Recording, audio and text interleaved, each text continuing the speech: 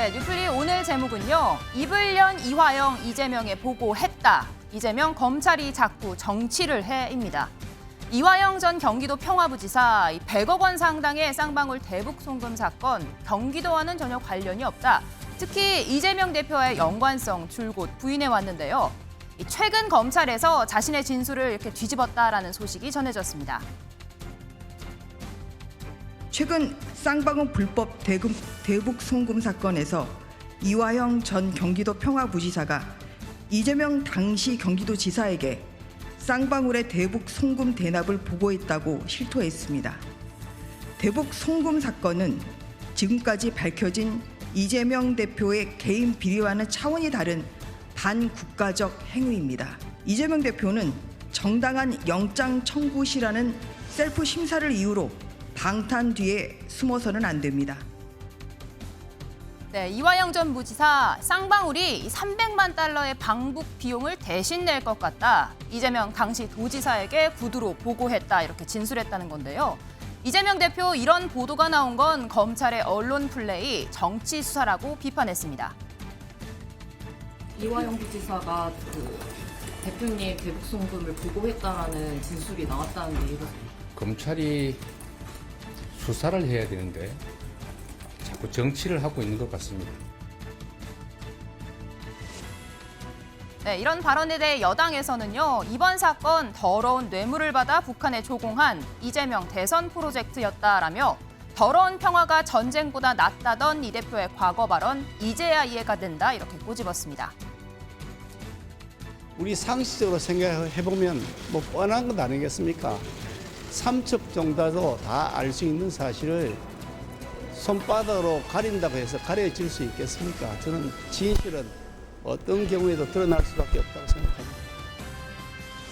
네, 쌍방울의 김성태 전 회장 역시요. 최근 법정에서 이 북한에 송금을 한 건 대권 주자인 이재명과 경기도에 잘 보이고 싶은 마음이었다. 이렇게 진술했습니다. 하지만 앞서 이 대표는 쌍방울 김 회장과는 모르는 사이다. 검찰의 신작 소설이라고까지 이야기했는데요. 그래요. 아마 검찰에 이제 신작 소설이 나온 것 같은데 종전의 창작 실력으로 봐서 잘 안 팔릴 겁니다. 2년이라면 내이 사이분도 도대체 저는 김성태라는 얼굴도 본 적이 없거든요. 네, 이렇게 개인적으로 모른다, 기억이 나지 않는다. 이재명 대표 대장동 실무자였던 고 김문기 처장에 대해서도 비슷한 입장인데요. 지난주 금요일 이재명 대표 숨진 김 처장의 아들과 법정에서 직접 대면했습니다. 오늘 김문기 씨 이적 나오는데 하실 말씀 없으십니까? 김문기 가족에게 따로 연락하라고 하신 적 없으세요? 재판 증인으로 출석하시는데 어떤 말씀 하실 예정이실까요?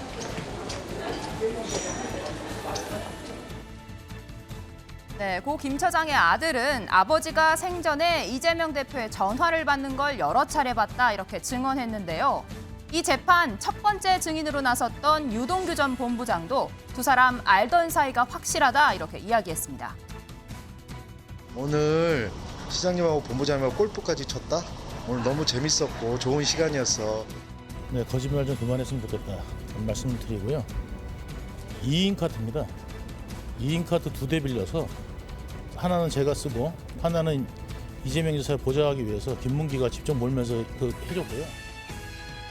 네, 대장동의 백현동 개발 사업, 성남 FC 후원금 관련 의혹 등 이 관련 재판으로 거의 매주 법정에 나가는 이재명 대표.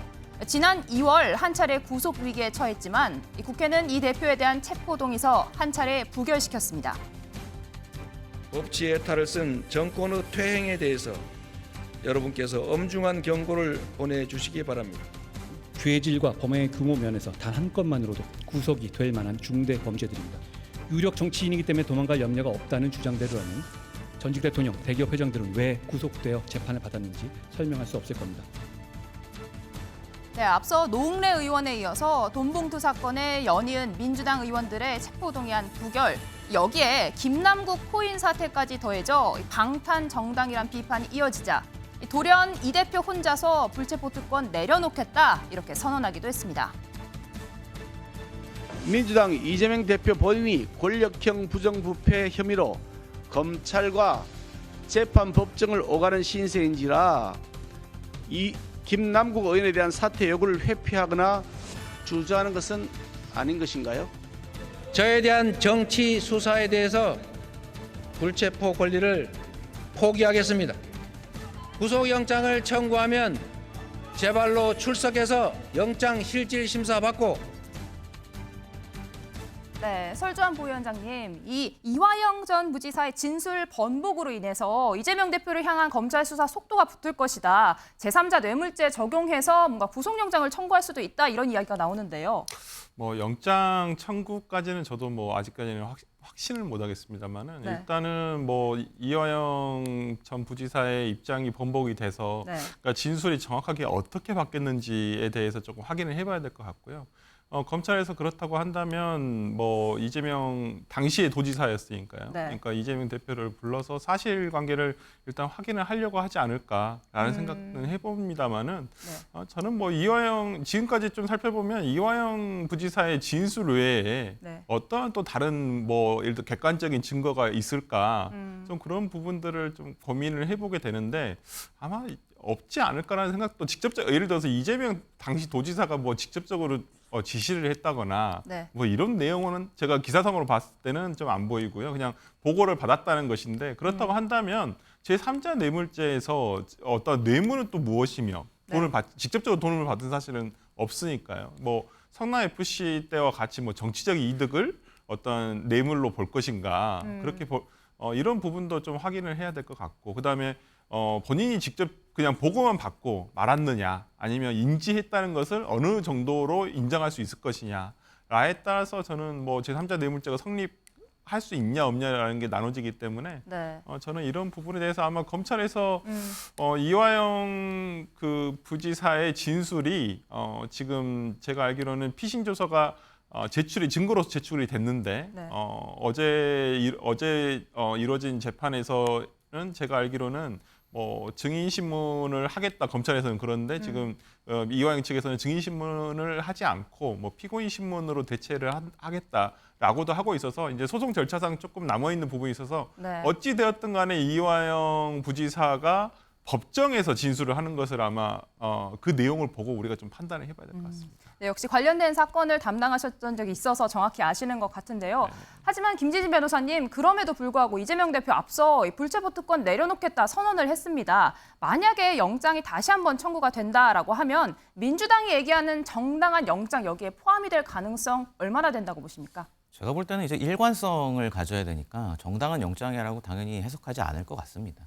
그 4,980억에 달하는 어떤 배임 혐의와 네. 133억에 달하는 뇌물 혐의로 이제 기소가 된 상황에서도 이것이 이제 정치 탄압이다 이렇게 이제 민주당에서는 해석을 했기 때문에 이 사안에서도 당연히 이 정당하냐 아니냐 이거에 대해서 정당하지 않다 이렇게 일관적으로 해석할 가능성이 저는 높다고 보여집니다. 네. 이화영 전 부지사에 앞서서요, 이 대장동 의혹에 대해서 국회 입을 다물고 있던 유동규 전 본부장. 어느 날 갑자기 이재명 대표와 그 측근들에 대한 폭로를 시작했었죠. 변심의 이유 이렇게 설명했습니다. 뭐 배신감일 수도 있는데 제가 좀 착각했다는 생각이 많이 들었습니다. 형제들이라고 불렸던 이제 그런 사람들의 어떤 생각이나 내용들이 제가 생각했던 것들은 상당히 다르구나 라는 거를. 네, 장혜찬 최고위원님, 이화영 전 부지사 도대체 왜 갑자기 돌연 진술을 바꿨을까요? 저는 검찰이 제시하는 물증과 김성태 전 쌍방울 회장의 진술 등이 네. 이제 더 이상 혐의 부인하기 어려울 정도로 이화영 전 부지사를 압박했기 때문이라고 생각을 합니다. 대북 송금 과정에서 북한에서 받은 이른바 영수증은 진즉 확보가 돼 있었고요.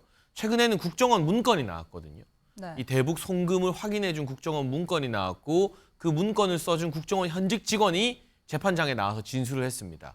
이러한 실체적인 물증 등이 하나하나 확보되고 있기 때문에 무조건 부인한다고 해봤자 이화영 전 지사의 혐의만 더 커질 수 있다라는 점을 우려한 것 같고 네. 이재명 대표 입장에서는 유동규 전 본부장이 입을 연 것보다 이번 재판에서 이화영 전 부지사가 진술을 시작한 게 훨씬 더 뼈아플 겁니다.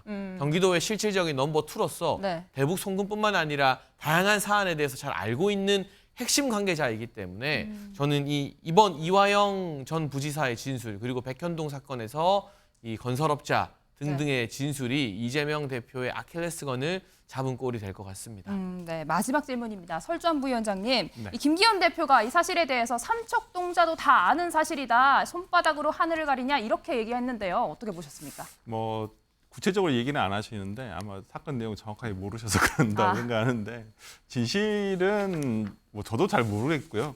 이 사건에 관여를 했습니다만은 네. 뭐 진실은 잘 모르겠고 서로 주장하는 바가 다르고 뭐 이재명 대표 측은 지금의 이화영 부지사의 진술이 터무니없는 소설이다라고 지금 얘기를 하고 있거든요. 뭐 당시에 그런 일도 없었을 뿐더러 그럴 의도도 없었다라고 지금 얘기를 하고 있기 때문에 네. 저는 이 부분은 참 지난한 어떤 앞으로의 수사와 또 재판을 통해서 진실관계가 밝혀지지 않을까라는 생각을 해봅니다.